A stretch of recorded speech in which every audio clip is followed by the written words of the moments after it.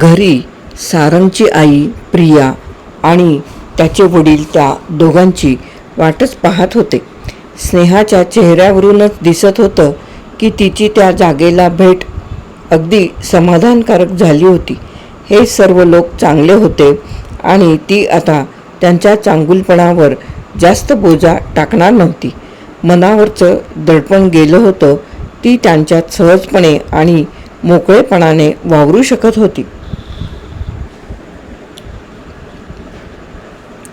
आई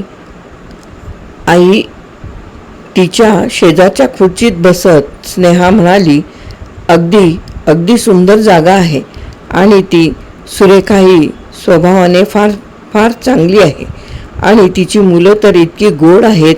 मी तिला सांगितलं आहे जमलं तर उद्यापासूनच राहायला येईन म्हणून. अगं स्नेहा, आई म्हणाली. आई, मला माहीत आहे तुम्ही काय म्हणणार आहात ते. स्नेहा म्हणाली, खरंच किती चांगली माणसं आहात तुम्ही. तुमचे उपकार फेडू म्हटल्याने फिटायचे नाहीत. स्नेहाचा आवाज सद्गतीत झाला. पण तुमच्या चांगुलपणाचा किती फायदा घ्यायचा याला काही मर्यादा आहे की नाही. आई, मी जाते आहे पण तुम्हा कोणाकोणाला विसरणार नाही. तू म्हणतेस ते खरंच आहे. आई म्हणाल्या, जाते आहेस ती चांगल्या जागेत जाते आहेस, समाधानाने जात आहेस यातच आम्हाला सुख आहे. पण तू काही आम्हाला जड नव्हती झालीस हो. स्नेहा बोलली काहीच नाही पण तिने चटदिशी आपला हात आईच्या हातावर ठेवला. 1000 शब्दांपेक्षा ती एक लहानशी कृती जास्त बोलकी होती. फोनची घंटा खणखणली. फोन सारंगने घेतला. फोनवर शेखर होता. फोन स्नेहाकडे करत सारंग म्हणाला, शेखरला तुझ्याशी बोलायचं आहे. स्नेहाने फोन हातात घेतला. स्नेहा, का गेला होतात का तुम्ही त्या खऱ्यांच्या कडे. हो, आता एवढ्यातच परत येतो आहोत. एकूण काय खबर आहे.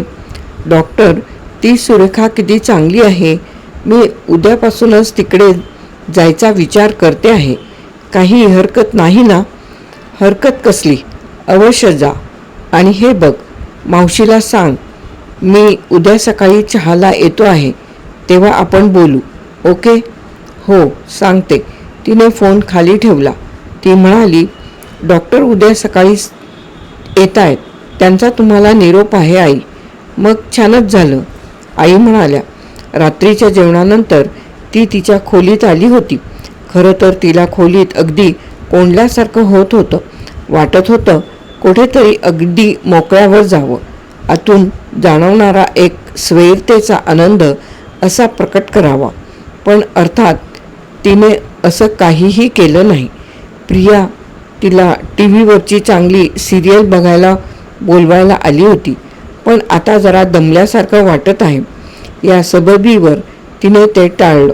दिवसातून आता प्रथमच ते चौघं एकत्र येत होते. त्यांना त्यांच्या काही कौटुंबिक विषयावर किंवा कदाचित प्रत्यक्ष तिच्याबद्दलही बोलायचं असेल. तिने आता जरा अलिप्तच राहायला हवं. जरा वेळ खोलीतच एरझारा घालून मग ती पलंगावर आडवी झाली. झोप येणं फार कठीण जाणार आहे याची तिला कल्पना होती. एका नव्या भूमिकेत ती उद्यापासून पदार्पण करणार होती. ती वसुधा बँकेत नोकरी करत होती. तिने स्वतः तर साऱ्या आयुष्यात नोकरी केलीच नव्हती. आता कसं काय जमणार आहे. आणि केवळ एवढंच नव्हतं, एका संपूर्ण नव्या वर्तुळात ती प्रवेश करीत होती. स्वतःला धीर देण्याचा कितीही प्रयत्न केला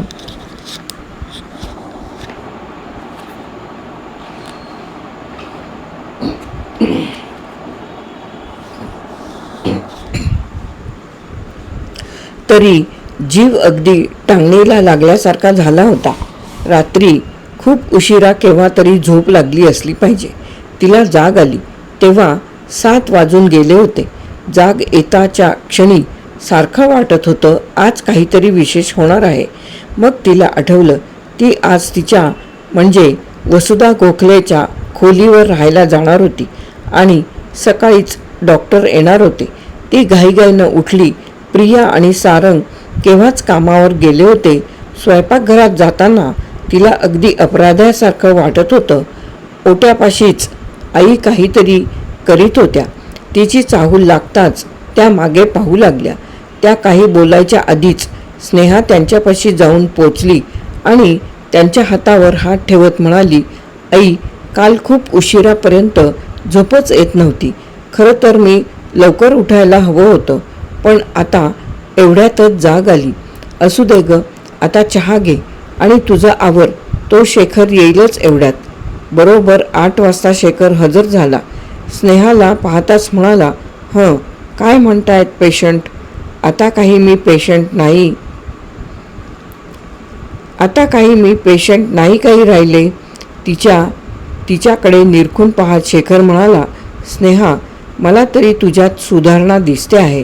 म्हणजे शरीराने तू ठणठणीत होतीस, पण सतत दडपणाखाली असल्यासारखी, टेन्शनखाली असल्यासारखी वावरायचीस. मग आज अगदी रिलॅक्स झाल्यासारखी वागते आहेस. ही छान खूण आहे. हं, सांग, खऱ्यांच्याकडे काय काय झालं? डॉक्टर, मी अगदी भाग्यवान असले पाहिजे. सगळीकडे मला अगदी चांगली चांगली माणसंच भेटत आहेत. ती सुरेखाही तशीच. स्नेहाने आदल्या संध्याकाळची सर्व हकीकत खुलासेवार सांगितली. मग आज संध्याकाळी तिकडे जायचा विचार आहे म्हणतेस? केव्हा तरी जायला तर हवंच ना. मग शक्य तितक्या लवकर जावं हे चांगलं नाही का? ते मला मान्य आहे, पण एक लक्षात ठेव, तिकडे त्या खोलीत तू अगदी एकटी असणार आहेस. इथली गोष्ट वेगळी होती. खोलीत तू एकटी असलीस तरी आसपास हाकेच्या अंतरावर माणसं आहेत ही जाणीव सतत मनात होतीच. स्नेहा, तू जराशा चमत्कारिक प्रसंगातून गेली आहेस. माणसाला स्वतःबद्दल एक विश्वास, एक सिक्युरिटी वाटत असते. तुझ्या बाबतीत त्याचा अभाव आहे. रात्री अपरात्री जाग आली तर ही एकटेपणाची जाणीव जास्त प्रखर होईल. आसपास जाग नसते, आवाज नसतात, तेव्हा माणसाला विलक्षण एकटं वाटतं. तुला मी घाबरवीत नाही आहे, फक्त धोक्याची सूचना देतो आहे. आई त्यांना नाश्त्यासाठी बोलवायला आल्या. चहा घेता घेता शेखर म्हणाला, काल संध्याकाळी तुझ्या बँकेतल्या 3 सहकारी येऊन गेल्या आणि बँकेच्या एजंटांनीही त्यांच्यामार्फत चौकशी केली. अगं बाई, मग तुम्ही त्यांना काय सांगितलं? प्रकृती बरी नाही, भेटण्याच्या अवस्थेत नाहीत, एवढंच सांगितलं. आता ऐक, आज दुपारी 12-12:30च्या दरम्यान मी स्वतः तिथे जाणार आहे. त्या एजंटांशी बोलणार आहे. तिथे काय पोझिशन आहे याचा अंदाज घेणार आहे. मग त्याप्रमाणे तुला कॉन्टॅक्ट करीन. आता एक कर, या बाहेरच्या गोष्टीबद्दल तू मनात काळजी करीत बसू नकोस. आधी स्वतःला सावर. एक ध्यानात ठेव, स्वतःशी सुद्धा तू स्वतःचा विचार वसुधा गोखले म्हणूनच करायचास, स्नेहा म्हणून नाही. समजलं? कठीण जाणार आहे, पण त्याचा सराव व्हायलाच हवा. तू स्वतःवर आधी पक्क ठसवायला हवंस की मी वसुधा गोखले आहे. तेव्हाच तू इतरांची खात्री पटवू शकशील. जरा वेळाने तो जायला निघाला. त्याने खिशातून गोळ्यांच्या 2 बाटल्या काढून त्या टेबलावर ठेवल्या. या पांढऱ्या गोळ्या, या झोपेच्या गोळ्या आहेत. एक घे. परिणाम नाही झाला तर तासाभराने दुसरी घेतलीस तरी चालेल. या दुसऱ्या पिवळ्या गोळ्या टेन्शन कमी करण्यासाठी आहेत. टेन्शनखाली माणूस आला की आतल्या आत स्नायू आवळले जातात, शरीर ताठ होतं, पाठ डोकं दुखायला लागते. तेव्हा एक घ्यायची अधिक सेफ आहे. रविवारी सकाळी 9च्या सुमारास त्या खऱ्यांच्याकडे असशील नाही का? तेव्हा मी फोन करीन. एखाद्या वेळेस सकाळी मी आणि वैजू तुला भेटायलाही येऊ. डॉक्टर, स्नेहा एकदम म्हणाली. शेखर बोलला तेव्हा त्याचा आवाज गंभीर होता.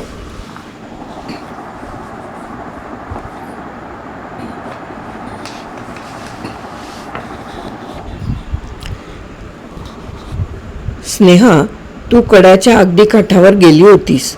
कडे लोटच व्हायचा, पण अगदी केवळ नशिबाने सारंगची गाठ पडली आणि तू परत आली आहेस. काय कसं यावर डोकं शिणवत बसू नकोस. पण ज्यांना मदत करायची आहे त्यांना मदत करू देत. ओके. यावर स्नेहा काय बोलणार. ती गप्पच बसली. जेवण झाल्यावर सारंगची आई आणि स्नेहा दोघीजणी बाहेरच्या खोलीत बसल्या होत्या. सारंगच्या आईची काहीतरी बोलण्याची इच्छा होती हे उघड दिसत होतं. पण ते बोलावं का आणि बोललंच तर कोणत्या शब्दात मांडावं याचा तिला प्रश्न पडलेला दिसत होता. स्नेहा काहीच बोलली नाही. शेवटी एक मोठा सुस्कारा सोडून सारंगची आई म्हणाली, स्नेहा, मी काय सांगते आहे ते आपल्यापाशीच ठेव बरं का. हे नेहमी म्हणतात तुला काय बोलावं केव्हा बोलावं काही माहीत नाही. कदाचित ते खरंही असेल, पण मला बोलल्या वाचून राहवतच नाही. कदाचित पुन्हा अशी संधी मिळणार नाही किंवा कदाचित तेव्हा फार उशीर झाला असेल. त्या गप्प बसतात. स्नेहा म्हणाली, आई, तुम्ही कशाबद्दल बोलता आहात. स्नेहा, सारंग संबंधात मी तुला सांगितलं आठवतं. मंगला संबंधात ना. तुला कसं माहीत. त्यांनी नवलाने विचारलं. तळेगावहून परत येताना मीच त्यांच्यापाशी हा विषय काढला होता. तो विषय काढला की तो असा रागवतो. अजिबात रागवले नाहीत. मंगलाला झालेल्या अपघाताचं सांगितलं. आता त्याला 3-4 वर्ष झाली असतील नाही का. हो. त्यांच्या बोलण्यात विषाद होता, पण कडवटपणा नव्हता. सारंगने तो स्वतः आणि स्नेहा यांच्यातली केलेली तुलना स्नेहाने त्यांना सांगितलीच नाही. खरं तर त्या संबंधातच बोलायचं होतं. आता तुला इथे आल्याला आज आठवडा झाला नाही का गं. हो. त्या मागच्या शनिवारपासून हा सारंग बदलला आहे. तुम्हालाच माहिती असणार. स्नेहा म्हणाली, अगं, आईचं अगदी बारीक लक्ष असतं मुलांवर. स्नेहालाही तो अनुभव होता, पण ती काहीच बोलली नाही. तो बदलला आहे एवढं खरं. सारंगची आई पुढे बोलली तेव्हा ती खाली पायाकडे पाहत होती. स्नेहा, तुम्ही दोघं तळेगावला गेला होतात. काल त्या खऱ्यांच्याकडे गेला होतात. बराच वेळ एकमेकांबरोबर होतात. तो काही बोलला का. कशाबद्दल. काही न समजून स्नेहाने विचारलं. आता स्पष्टच बोलते. तुझ्याबद्दल सारंगला खास काहीतरी वाटत असावं. तसं काही बोलला का. त्यांच्या शब्दाचा रोख आता स्नेहाच्या लक्षात आला.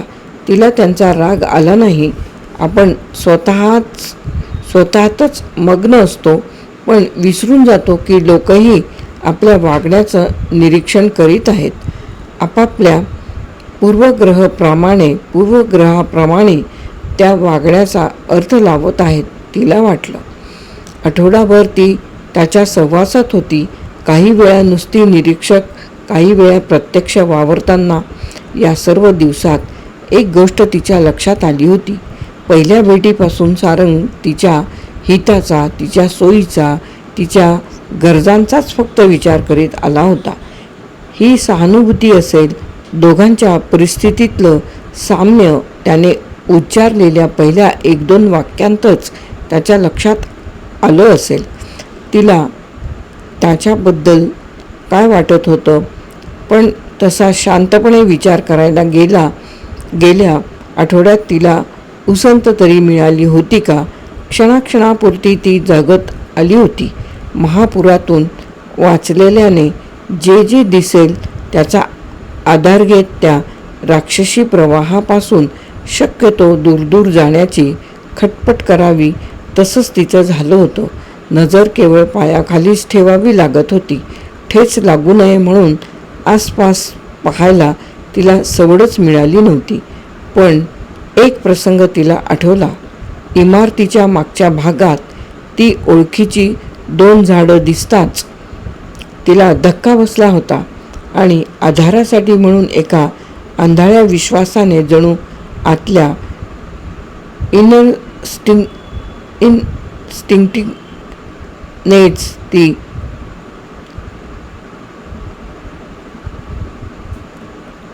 सारंगकडे वळली होती. पण ते स्वतःशीच ठेवायला हवं होतं. ती अगदी प्रांजलपणे म्हणू शकली, आई, ते तसं काहीही बोललेले नाहीत. मी बोलल्याचा राग नाही ना आला. राग कशासाठी यायचा? तुम्ही मला काही दोष दिला नव्हतात.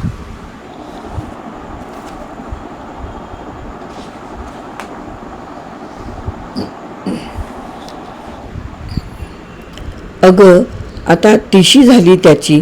स्वतःच्या लग्नाचा विचार नको का करायला त्याने? मी तर म्हणते आधीच उशीर झाला आहे. मुली दिसायला चांगल्या असतील, गुणी असतील तर 20-22शीतच त्यांची लग्न होऊन जातात.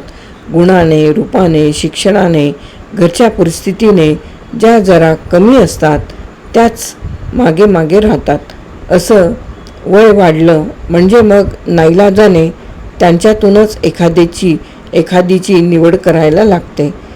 त्या मुलींचा काही अपराध आहे असं मला मुळीच म्हणायचं नाही बरं का. पण हा सारंग किती गुणी आहे. खेळाची आवड आहे, प्रवासाची आवड आहे, दिसायला चांगला आहे. त्याला अनुरूप पत्नी मिळावी एवढीच माझी इच्छा आहे. संभाषण जरासा धोक्याचा मार्ग घेत होतं हे स्नेहाच्या लक्षात आलं. तोंडून उगाच नाही तो शब्द जायचा आणि भलतंच काहीतरी होऊन बसायचं. सारंगच्या आईच्या हातावर हात ठेवत ती म्हणाली, आई, सारंग समंजस आहेत. तुम्ही विनाकारणच काळजी करता. काळजी करायचं नाही म्हटल्याने टाळता येते का? बरं झालं बाई, तू माझं बोलणं समजूतदारपणाने घेतलंस ते. स्नेहाला एवढं समजलं की त्यांच्या मनावर या गोष्टीचा खूपच ताण होता आणि आणखीही लक्षात आलं, एवढं बोलूनही त्यांनी आपल्या मनातला खरा विचार प्रकट केलाच नव्हता. एक एक करीत सारंग, प्रिया, सारंगचे वडील सर्वजण हजर झाले. चहा होताच सारंग उठला. स्नेहाकडे पाहत तो म्हणाला, काय निघायचं का? हो, स्नेहा खालच्या आवाजात म्हणाली आणि उभी राहिली. रिकाम्या हातांनी या घरात ती रिकाम्या हातांनी आली होती आणि रिकाम्या हातांनीच जात होती. हातात होती ती फक्त तिची पर्समधले कागद आणि डायरी. निरर्थक असूनही तिने ते सर्व तसंच ठेवलं होतं. कदाचित स्वप्नातलंही असेल, पण त्या जुन्या आयुष्याने जोडणारे ते एकमेव धागे होते. स्नेहा आईसमोर आणि मग सारंगच्या वडिलांसमोर वाकली. प्रियाने तिचे दोन्ही हात हातात घेतले. स्नेहा, अगदी बेस्ट लक बरं का. स्नेहा चट दिशी वळून दाराबाहेर पडली. निरोप जास्त लांबवायची तिची इच्छा नव्हती. डोळ्यांना पाणी काय एवढ्या तेवढ्यानेही येत होतं. 20 मिनिटात मोटारसायकल खऱ्यांच्या अंगणात शिरली. गाडीचा आवाज ऐकून शरद धावत धावत दाराबाहेर आला होता. स्नेहाला पाहताच मावशी मावशी करून ओरडायला लागला. सुरेखाही बाहेर आली. आलीस का वसू? छान, मी येतेच, तू हो पुढे. पर्समधल्या चावीने स्वतःचंच घर असल्यासारखं स्नेहाने दार उघडलं आणि आत पाय टाकला. दिव्यांच्या बटनांची जागा तिला माहीत नव्हती. डावीकडे उजवीकडे पाहून बटनांचं पॅनल शोधून काढावं लागलं. दिवे लागताच खोली उजळून निघाली. सारंग तिच्या मागोमाग आत आला. सुरेखा आणि तिचा हात धरून शरद असेही लगोलग आत आले. छान केलंस आलीस ते, सुरेखा म्हणाली. काल तू गेल्यापासून मुलांनी अगदी भंडावून सोडलं होतं. मावशी केव्हा येणार, मावशी केव्हा येणार? शरदला जवळ घेत स्नेहा म्हणाली, आले ना मी आता इथेच राहणार? शरदने विचारलं. हो, इथेच राहणार. सारंगकडे वळत स्नेहा म्हणाली, बसा ना सारंग. नाही, मी आता जातो. आता तू आपल्या घरी आली आहेस. आता चांगली सेटल हो, मग भेटूया. ओके? हो, आणि खूप खूप आभार. सुरेखाचा निरोप घेऊन सारंग गेला. सुरेखा म्हणाली, तू आता घरात जा. मावशीला आणि मला बोलायचं आहे. मावशी आपल्याकडे जेवायला येणार आहे ना? हो येणार आहे. तेवढ्यावर समाधान होऊन शरद पळत पळत खोलीबाहेर गेला. हुश्य करीत स्नेहा खुर्चीत बसली आणि सुरेखा तिच्या जवळच्याच खुर्चीत बसली. डोळे मिटून बसलेल्या स्नेहाकडे जरा वेळ पाहून ती म्हणाली, वसू तुला इथलं काही म्हणजे काही आठवत नाही? स्नेहाने डोळे उघडले. अगं खरंच नाही. दिव्यांची बटणं कुठे आहेत ते सुद्धा मला भिंत हाताने चाचपून शोधून काढावं लागलं. आता एखादी वस्तू लागली तर सगळी कपाटं धुंडाळावी लागणार आहेत.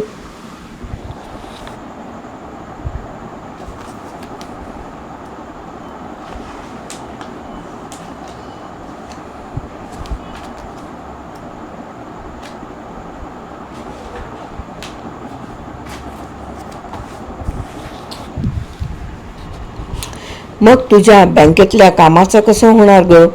डॉक्टर आज बँकेत जाणार होते. डॉक्टर? अगं आता हे सारंग आले होते ना, त्यांनी मला आधी त्यांच्या घरी नेलं आणि डॉक्टर शेखर कुलकर्णी म्हणजे त्यांचे मावस भाऊ त्यांनाच त्यांनी रात्री बोलावून घेतलं. त्या डॉक्टरांच्याच हॉस्पिटलमध्ये तू मला भेटली होतीस. खरं तर तेच मला मदत करतायत, सल्ला देत आहेत. फोटोची कल्पना त्यांचीच होती.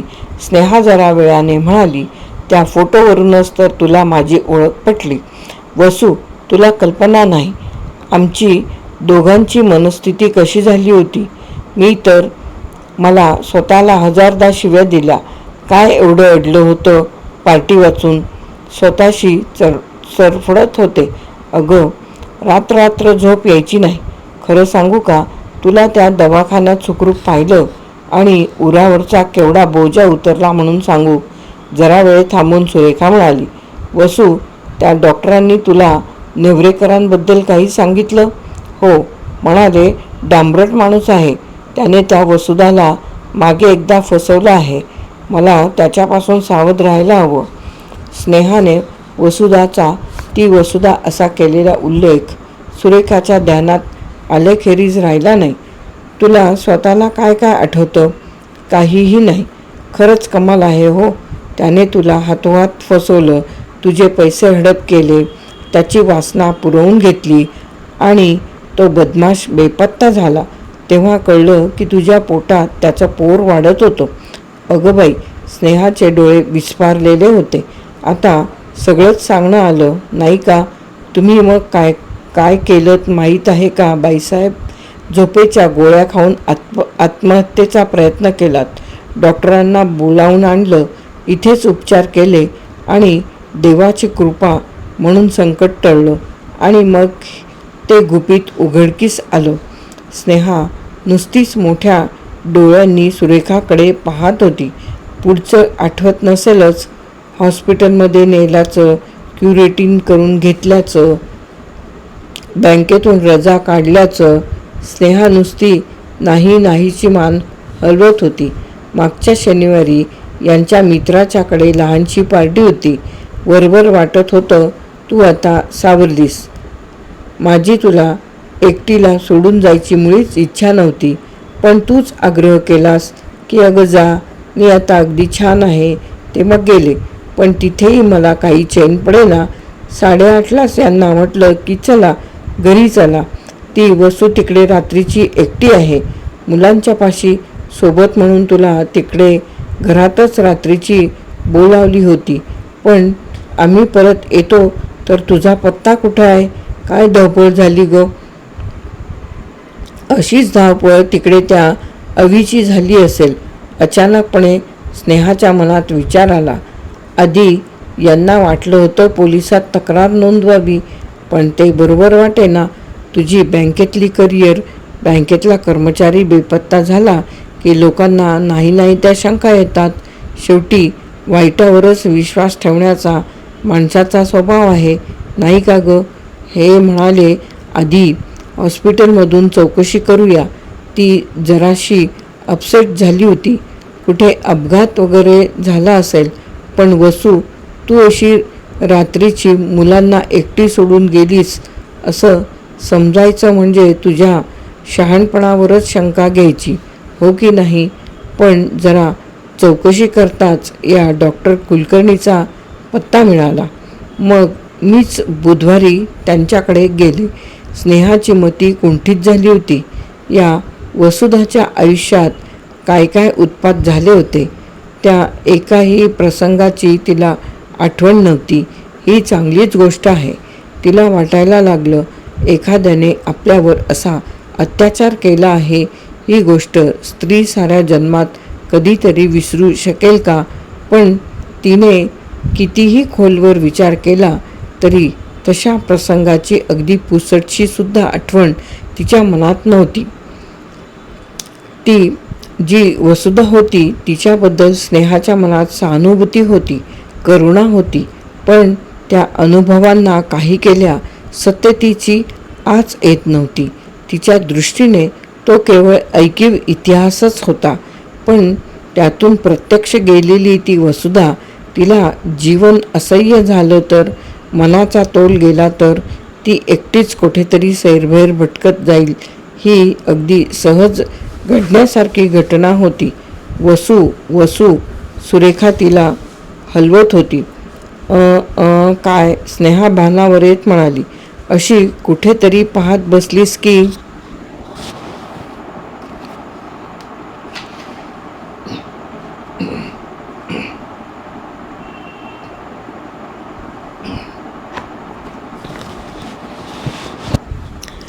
अगं सुरेखा, तू एवढ्या भयानक प्रसंगाचं वर्णन करते आहेस, पण मला त्यातला एकही आठवत नाही.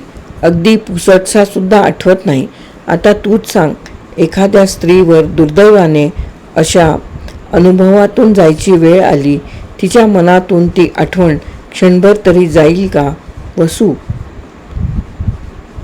तुझे ते डॉक्टर कुलकर्णी म्हणत होते एखादा अपघात झाला तर त्या आधीची त्या माणसाची आठवणच जाते.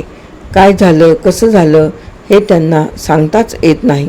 तसाच काहीतरी प्रकार नसेल कशावरून? पण स्नेहा मान हलवत होती. काही अपघात झालाच असला तर तो मागच्या शनिवारी झाला. त्या आधीचं काही आठवणार नाही हे मान्य.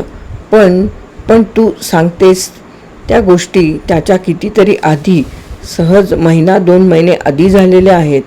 त्यांची आठवण कशी जाईल? मला तर यातलं काही कळतच नाही बघ. ते पाहू दे त्या डॉक्टरांना. आता चलतेस का तिकडे? तिकडे मुलंही आहेत. एकट्याने इथे बसण्यापेक्षा तिकडेच चल. मग जेवण करूनच परत ये. चल. सुरेखाबरोबर स्नेहा गेली. सुरेखा मागोमाग ती स्वयंपाकघरात यायला लागताच सुरेखा म्हणाली, तिकडे त्या खोलीत मुलं आहेत. ती तुझी वाट पाहत असतील. जा. खरोखरच किशोर आणि शरद तिच्यासाठी थांबले होते. दोघांनी तिला कॉटवर आपल्या दोघांच्या मध्ये बसवलं. त्या दोघांच्या किती मागण्या होत्या. माझं हे पुस्तक बघ, माझं हे खेळणं बघ, माझं हे नवं पेन बघ. त्यांच्या निरागस प्रेमाने तिचं मन अगदी भरून आलं. त्यांच्याशी गप्पा मारण्यात, एकमेकांना कोडी घालण्यात, गोष्टी सांगण्यात वेळ कसा पाहता पाहता गेला. बेबी मुन्नाबरोबरही ती अशी तासच्या तास काढत नसे का? आठवण अपरिहार्य होती. पण आता प्रत्येक वेळी आठवण काढताना तिचा त्या आठवणींच्या खरेपणाबद्दलचा विश्वास कमी कमी होत चालला होता. चला रे जेवायला, सुरेखा बोलवायला आली. रात्री 8:30ला ती तिच्या खोलीत परत आली होती. आत आल्या आल्या तिने आपल्या मागे दाराचे कडी, कोयंडे, बोल्ट सर्व सरकावले होते.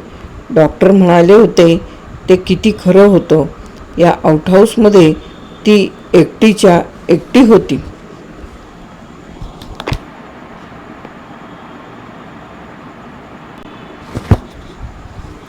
पण सुरेखाच्या शब्दांवर विश्वास ठेवायचा तर ती वसुधा याच जागेत 2 वर्षाहून अधिक दिवस सुखाने राहिली होती. ते तिला खासच शक्य होतं. खोलीच्या मध्यभागी उभी राहून ती चारी बाजूला पाहत होती. ती आणि वसुधा प्रथमच एकमेकांसमोर आल्या होत्या. ती सशरीर आणि ती वसुधा या खोलीच्या रूपाने, कारण वसुधाच्या व्यक्तिमत्वाच्या सर्व छटा या खोलीत सामावलेल्या होत्या. तिची वस्तूंची आवड, कपड्यांची निवड, साहित्यातली जिज्ञासा, सर्व काही. हवं तर स्नेहा हा एक संशोधनाचा प्रवास समजू शकत होती. खोलीभर सर्वत्र पसरलेल्या अंशांतून ती त्या वसुधाची आकृती उभी करू शकत होती. पण कपाटातले कपडे, खोलीतलं सामान, टेबलावरची आणि रॅकमधली पुस्तकं, मासिकं पाहता पाहता तिची जराशी निराशाच झाली. पारंपरिक बंधनात राहून नेमस्तपणे वागणाऱ्या एका स्त्रीचं चित्र डोळ्यांसमोर उभं राहत होतं. डॉक्टरांपाशी सुरेखाने वसुधाचं वर्णन जराशी शाय, जराशी भाबडी, अबोल असं केलं होतं. लोकांना दिसत होती ती वसुधा अशी होती. कोणास ठाऊक तिच्या अंतर्मनात काय काय स्वप्न असतील, काय काय उर्मी असतील, काय काय फॅन्टसी असतील. होत्या तर खास त्यांचाच तो ज्वालामुखीसारखा उद्रेक झाला होता, ज्याचा धक्का तिच्यापर्यंत पोचला होता. एवढ्यातच झोपेची तयारी करण्याची तिची मुळीच इच्छा नव्हती. पुन्हा एकदा तिने कपड्यांचं कपाट उघडलं. वरच्या मोठ्या जागेत हँगरना साड्या ओळीने लावून ठेवल्या होत्या. त्या साड्यांवरून हात फिरवता फिरवता तिची खात्री झाली त्यांच्यापैकी 2-3 वगळता बाकीच्या तिने कधीही खरेदी केल्या नसत्या.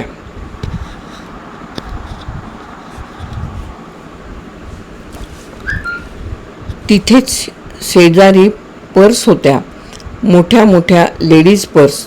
मोठ्या पर्स लागणारच.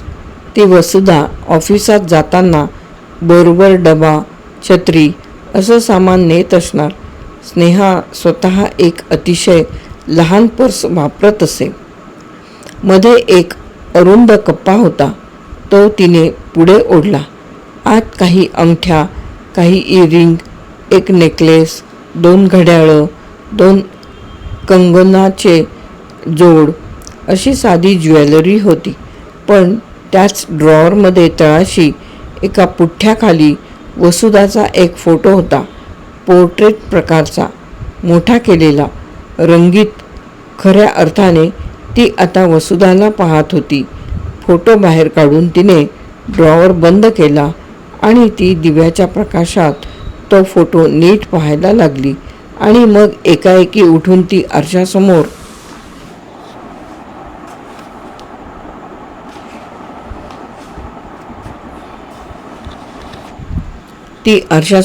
उभी राहिली आणि आरशातल्या तिच्या प्रतिबिंबाशेजारीच तो फोटो धरला. शंकेला जागाच नव्हती.